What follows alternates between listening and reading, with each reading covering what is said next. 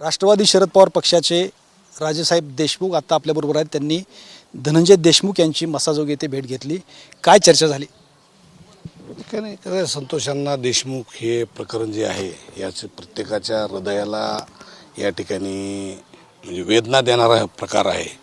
त्याच्यामुळे काही लहान मोठ्या बदलामध्ये एक धनंजयसारखा बारका भाऊ आहे, वय लहान आहे, अशा माणसाला कुठंतरी त्याचं मनोधैर्य कुठंतरी खचलेलं आहे.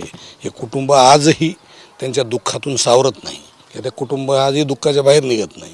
मी त्यांना सांगितलं या दुःखातून थोडं आपल्याला सावरण्याची त्यांना एक कुठं उमेदी गरज आहे. त्यांना कुठंतरी मग आपण त्यांचं मनोधैर्य वाढवण्यासाठी कुठे आपण भेटलं पाहिजे, बोललं पाहिजे, या उद्देशानं आलेलं आहे. धनंजय मुंडेच्या विरोधामध्ये आपण परळीमध्ये निवडणूक लढवली होती आणि निवडणुकीमध्ये जे आता संतोष देशमुखांच्या प्रकरणामध्ये जे आरोपी असतील, संशयित असतील किंवा निष्पन्न झालेले असतील, हे कुणाकडून काम करत होते निवडणुकीमध्ये?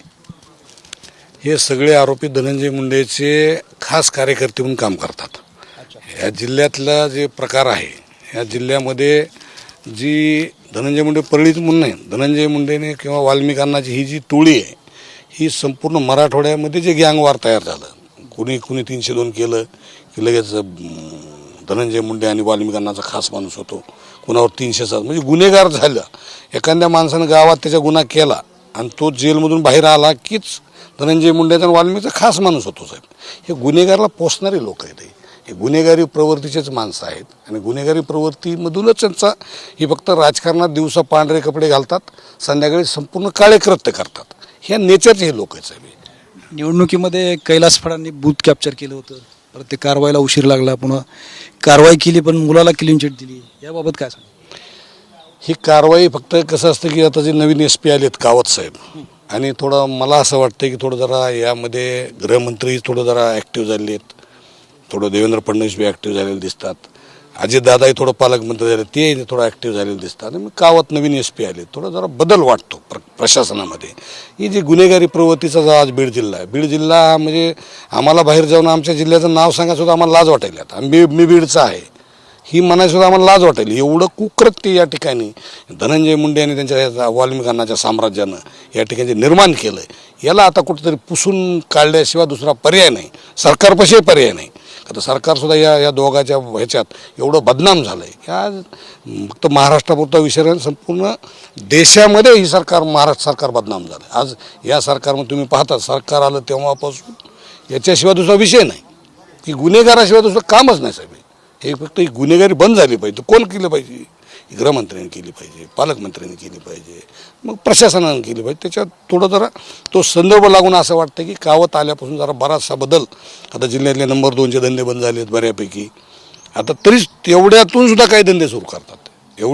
तेवढे आणखीन 100% संपले असं म्हणणार नाही, पण तरीसुद्धा काही लोक त्या प्रवृत्तीचे काम करतात. पण बऱ्यापैकी जिल्ह्यातले नंबर 2चे धंदे बंद झालेत, जिल्ह्यामध्ये अराजकता बऱ्यापैकी कमी झालेली आहे. आणि आता थोडं सर्वसामान्य माणसाला आनंदानं कुठंतरी जगता येईल किंवा त्याला सर्वसामान्य माणसाला आपल्या उद्योगाला लागून काही 4 पैसे कमवता येतील असं एक वातावरण सध्या नवीन निर्माण झालेलं आहे. केजचे जे आडसकर आहेत ते स्वर्गीय संतोष देशमुख यांच्या पत्नीला नोकरी म्हणजे लिपिक म्हणून नोकरी देण्याचं हे केलं होतं त्यांनी, पण त्याबाबत चर्चा झाली का तुमच्या? नाही, त्याच्याबद्दल नाही. ठीक आहे, ते काय शासनाचा निर्णय आहे. शासनानं काही ते मला वाटतं सांगितलं होतं की आम्ही तुमच्या घरी एक शासकीय नोकरी देऊ. तो शासनाचा भाग असतो. शासनाचं कुठे जे कुटुंब असे काही असतात, अशा निर्णय काही शासन घेतं, त्याच्यापैकी हा एक निर्णय असेल. 2 दिवसापूर्वी धनंजय मुंडे आणि सुरेश दस यांची भेट झाली. सगळीकडे चर्चा आहे. चर्चा ह्याच्यामुळे आहे की सुरेश दस यांनी या प्रकरणामध्ये फार आवाज उठवला होता आणि त्यांना भेटले, 4.5 तास चर्चा झाली असं बावनकुळेंनी सांगितलं. ह्या सगळ्याबद्दल काय वाटतं तुम्हाला, राष्ट्रवादी म्हणून तुम्ही? मी या ठिकाणी राष्ट्रवादी म्हणून मत देणार नाही, पण एक माणूस म्हणून म्हणजे माणसाचा जिव्हाळा म्हणून. कसं असतं साहेब, हे प्रकरण हे माणुसकीला काळीमा फासणारं प्रकरण आहे. या प्रकरणामध्ये ज्यांनी भाग घेतला, त्याच्यामध्ये मी असेल, सुरेश दस असतील किंवा जरांगे पाटील साहेब असतील किंवा खासदार बजरंग बाप्पा सोनवणे असतील, संदीप क्षीरसागर असतील किंवा दमानी मॅडम असतील, ज्यांनी भाग घेतला, हे एक माणुसकीचे माणसं आहेत किंवा चांगले माणसं आहेत किंवा चांगल्या माणसाचा हा भाग आहे. साहेब, हे चांगल्या माणसानं अन्यायाच्या विरोधात लढलंच पाहिजे या विचाराच्या माणसं त्या ठिकाणी पुढं आले स्वतःहून, आणि जे स्वतःहून जास्त पुढं आले ते माणसं समोर मग तो माणूस त्याचा सहभाग त्याचा वाढत गेला. आणि जे माणसं असं तुम्हाला वाटतं भेट झाली तर हा जनतेचा लढा आहे, हा कुण्या एका व्यक्तीचा लढा नाही. दोन माणसं भेटले त्याला काय फार काय हे नाही, भेटले त्यांचं वैयक्तिक कारण असतील, या प्रक्रियेवर ह्याचा काय परिणाम होणार नाही साहेब. जरांगे पाटलांनी सुद्धा दस यांच्या भूमिकेवर शंका उपस्थित केली ना. नाही, त्यांच्या शंकेवर ही नाही. दस साहेब कवर हिरो आहेत, महाराष्ट्रात हिरो झाले. दस साहेब चारदा पाचदा आमदार झालेत, मध्ये मंत्री बी होते. एवढं महाराष्ट्राला माहिती होते का? दस साहेब महाराष्ट्रातच नाही तर आता महाराष्ट्रात माहीत झाले, देशात माहीत झाले, जगात माहीत झाले. तुमच्या मीडियानं म्हणजे तुमचेच अभिनंदन करायचे की हा तुम्ही जो लावून धरला लढा, हा ही सगळ्या जगामध्ये दस साहेब राष्ट्रपती झाले तरी एवढे प्रसिद्ध झाले नसते. एवढे प्रसिद्ध कशामुळे झाले? एक अन्यायाच्या विरोधात संघर्ष केला, अन्यायाच्या विरोधात आवाज उठवला, अन्यायाच्या विरोधात लढला. आणि मग त्यांनी सांगितलं मलाही माझ्या प्राणाची चिंता नाही. म्हणजे माणसं शेवटी लढवाय म्हणजे काय तलवार घेऊनच असते काय? लढाई काय प्रत्येकाने तलवार काढायची गरज आहे? आता एक विचाराची लढाई आहे. या विचाराच्या लढाई म्हणजे दस साहेबांनी जे वाटलं, प्रत्येक माणसाला असं वाटलं की आला काय मांडलं या माणसानं. साहेब संतोष अण्णा देशमुख हा या भागातला एक प्राण होता साहेब. आम्हाला प्रत्येकाच्या आमच्या हृदयामध्ये मरेपर्यंत स्थान राहील. एवढं सुंदर व्यक्तिमत्व एक आपल्यातून हरवलं आहे आणि अतिशय म्हणजे क्रूर पद्धतीने गेलं. ज्या पद्धतीनं मारलं त्याचं कुणीही समर्थन करू शकत नाही. मन असेल तर नाही, काही लोक करतील ना, जी करतील मग ते राक्षस असतील. आज जी समर्थन करणारे कुणी एखादं 2-5 लोक असतील ते राक्षस आहेत या प्रत्येकावरचे. आज समजा धनंजय मुंडे सांगतात नैतिकतेच्या गप्पा मारतात. सांग काय नैतिकता आहे ती? कोण धनंजय मुंडे साहेब हे? आज कार्यकृत्य तुम्ही बघितलं की या ठिकाणी किती निगरून खून झाला आणि तुम्ही सत्तेला चिटकून बसतात. तसं ही सत्य फक्त पैशातून सत्ता आणि सत्तेतून पैसा एवढाच एक धनंजय मुंडेचा स्वतःहून राजीनामा देणं गरजेचं होतं. एका मिनिटात क्षणाचा विलंब न करता द्यायला पाहिजे, तर त्याची नैतिकता होती. आणि ते माणसं नैतिकतेच्या गप्पा मारतात, हे लोकांना अशोभनीय आहे. त्या दोघांच्या काही गप्पा झाल्या असतील, त्यांना लकला आपण ते काय फार काही म्हणून.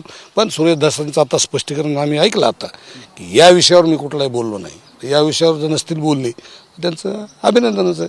पण या विषयावर जर तर म्हणजे आम्हाला त्याच्याबद्दल काही मत नाही. पण कुठल्याही विषयावर बोलले तरी आजचा तसं त्यांनी ती भेट टाळली असते, आणखी चांगलं झालं असतं त्यांच्यासाठी. चुकीचा मेसेज गेला नसता. एक चांगला माणूस त्याने बी ज्या पद्धतीनं सभागृहात मांडलं, तर ती एका सभागृहातल्या एका आमदारानं आम्हाला सांगितलं की आणखीन 5 मिनिट पुढं वाढलं असतं तर संपूर्ण सभागृह ढसाढसा रडलं असतं. एवढं रिअल फॅक्ट आहे का? सुरेश धस आज समोर नाहीत आपल्या, पण सुरेश धसच्या ॲबसेंटीमध्ये एका आमदारानं सांगितलं होतं मला सभागृहातल्या की आणखीन एक 5 मिनिटं सुरेश धस बोलले असते तर सभागृहसुद्धा ढसाढसा रडलं असतं. एक त्यांनी ते अतिशय चांगल्या पद्धतीची मांडणी केली, त्या प्रकरणाला वाचा फुटली. आज हे सगळे हैवान, सगळे राक्षस आज किमान यांना काही होईल. आता लोकांना प्रत्येक माणसाला वाटतं की आता या म्हणजे गुन्हेगाराला सजा झालीच पाहिजे, तो कुणी असो. पोलीस कायद्याचं राज्य असलंच पाहिजे, हे आम्हाला मान्यच आहे. पोलिसाचा वचक राहायला पाहिजे, पोलिसाचा धाक राहायला पाहिजे. जो गुन्हेगार आहे त्याला शासन केलं पाहिजे, तर चांगल्या माणसाला जगता येईल. नाही तर चांगल्या माणसाला जगूती नाही गेलं साहेब. सगळे नंबर 2 वाले सगळे छात्या काढून फिरायला, गरीब माणसं असे कोमेजून गेले. व आपल्या हातात काही नाही, आपण काय करू शकतो, आपल्याच्यानं काय ताकद. मग काय आता आम्ही सांगितलं तुझी इच्छा आम्हाला मारून टाक, काय करत काय नाहीतरी कवर जगायचं. कोण किती तिथे जगण्यासाठी आला? ती तरी का ताम्रपट्टी घेऊन आलेत का? ती ताम्रपट्टी घेऊन आला का? ती धनंजय मुंडे आता आमदार झालेत, मंत्री झाले. आहे काय आनंद? एक माणूस महाराष्ट्रात नमस्कार करतो, एक माणूस आनंदानं बोलायला, एक माणूस चांगल्या भावनेनं बोलतो. म्हणजे तुमच्या बोलण्यावरून हे लक्षात येतं की राजकीय लोकांना सुद्धा नैतिकता फार महत्त्वाची आहे.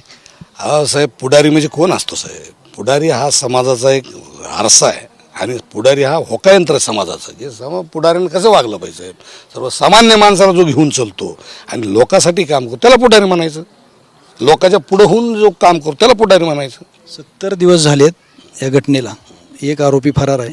तुम्ही आता पोलीस डिपार्टमेंटचं थोडं कौतुक केलं, ते ठीक आहे, त्याचा विषय नाही. पण एक आरोपी फरार आहे, ह्याच्यावर तुम्ही समाधानी आहेत का? समाधान नाही. संतोष देशमुखचं प्रकरण असं आहे साहेब, या प्रकरणामध्ये जोपर्यंत या प्रकरणाला शेवटच्या क्षणापर्यंत तडा लागत नाही तोपर्यंत या भागातला, या जिल्ह्यातला, या महाराष्ट्राला कोणी माणूस समाधानी होणारच नाही. फक्त थोडा फरक वाटलाही सांगितलं. समाधान तर तिथं आंधळा तो आरोपी तर पकडलाच पाहिजे. आरोपीला तर नकभर सुटका नाही झाली पाहिजे. शेवटचा प्रश्न, ह्या जी घटना घडली याबाबत तुम्ही पवार साहेबाबरोबर, सुप्रिया सुळे ताईबरोबर काही बोलणं झालं काय कधी?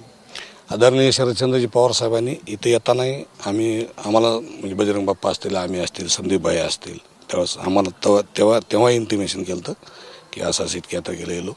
त्यावेळेस होतो. परवा यशवंतराव चव्हाण सभागृहात आमची महाराष्ट्राची मोठी बैठक झाली. आजी माझे मंत्री, आमदार, खासदार सगळेच ती बैठक झाली. त्याच्यानंतर पवारसाहेबांनी मला गाडी थांबवून 3 मिनिट त्यांची गाडी थांबवली आणि मग मला हुडकून म्हणजे मला असं वाटलं नाही की बाबा मला पवारसाहेब बरोबर नाही आणत म्हणून. त्याच्यामुळे मी थोडं लांब होतो. म्हणजे सभागृहात गर्दी प्रचंड असल्यामुळं बाहेर यायला मला थोडा उशीर झाला. तर मला माणसं हुडकीत आली किंवा तुम्हाला साहेब बोलायला गाडी थांबवली.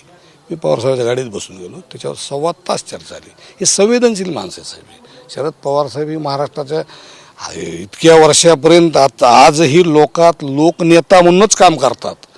त्यांना संवेदना आहेत साहेब प्रत्येक मनाला. धनंजय मुंडेच्या बाबतीत अजितदादाचं काय चुकतं का? अहो मुंडे साहेबापाशी अजितदादाचं अडकलं काय हीच कळत नाही साहेब. आज अजितदादा सुद्धा तशी बऱ्यापैकी चांगली प्रतिमा झाली, पण या धनंजय मुंडेच्या नादाला लागून त्यांची सुद्धा आज महाराष्ट्रात प्रचंड मोठी प्रतिमा आज खराब होती. ही प्रतिमा खराब म्हणजे आज धनंजय मुंडेला कोण वाचवायला म्हणलं की लोक म्हणते अजितदादा वाचवायला. धनंजय मुंडेला कोण वाचवायला म्हणलं की लोक अजितदादा वाचवले. अजितदादासारखं एक चांगलं किंवा स्पष्ट व्यक्तिमत्व, कामाचा माणूस किंवा लढवय माणूस, पण तो या अशा चुकीच्या वागणाऱ्या माणसामुळे बदनाम होत चालला आहे. आणि त्याच्यामुळे त्यांची सुद्धा महाराष्ट्रात फार प्रतिमा खराब होईल धनंजय मुंडेमुळे. धन्यवाद. एकंदरीतच देशमुख यांचं म्हणणं असं आहे की धनंजय मुंडेला वाचवण्यामुळं अजित पवार यांची सुद्धा प्रतिमा खराब होत चालली आहे. कॅमेरामॅन आप्पासाहेबसह मी श्रीराम क्षीरसागर, TV9 मराठी, बीड, मसाजोग.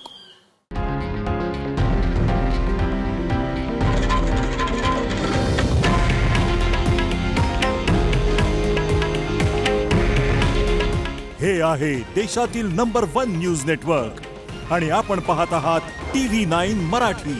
काळजी तुमची, हित महाराष्ट्राचं.